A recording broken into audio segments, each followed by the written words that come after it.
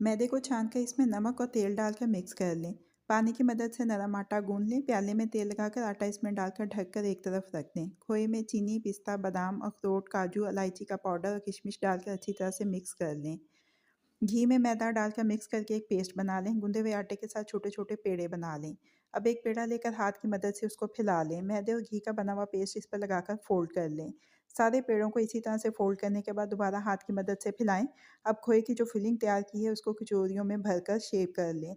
सारी कचौरियाँ तैयार करने के बाद इनको तेल में फ्राई कर लें। मज़ेदार मीठी कचौरियाँ तैयार हैं। आटे को छानकर नमक और तेल शामिल करके मिक्स कर लें। ठंडे पानी के साथ नरम डो बना लें। एक प्याले में तेल लगाकर इसमें इस डो को डालकर ढककर आधे घंटे के लिए रेस्ट के लिए रख दें। बेसन में अंडा, काला जीरा, साबुत धनिया, कुटी हुई लाल मिर्च, अजवाइन, नमक, अनारदाना, खाने का लाल रंग शामिल करें और पानी डालकर मेज़े को अच्छी तरह से मिक्स कर लें।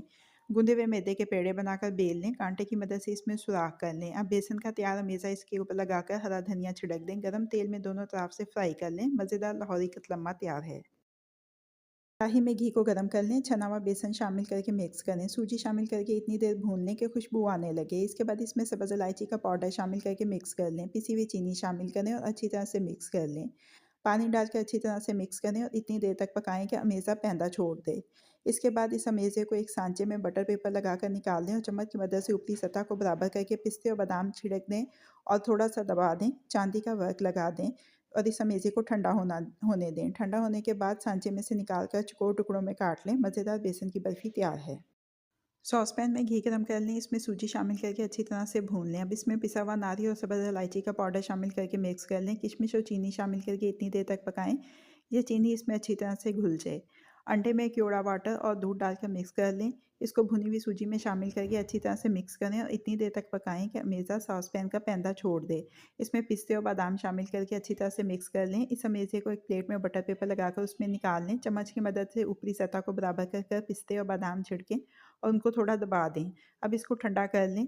ठंडा करने के बाद इसको कटिंग बोर्ड पर निकाल कर इसकी कतलियाँ काट लें। मज़ेदार सूजी की कतलियाँ तैयार हैं। मैदे में नमक, साबुत ज़ीरा और अजवाइन शामिल करके मिक्स कर लें। अब इसमें घी शामिल करके मिक्स कर लें। पानी डालकर सख्त आटा गूंद लें। गीले कपड़े के साथ ढककर आधे घंटे के लिए रेस्ट दें।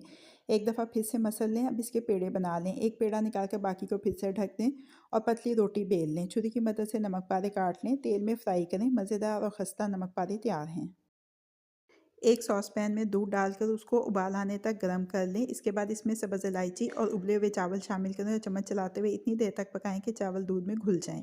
इसमें चीनी, बादाम और ज़ाफ़रान शामिल करें और अच्छी तरह से मिक्स कर लें। मज़ेदार चावल की खीर तैयार है।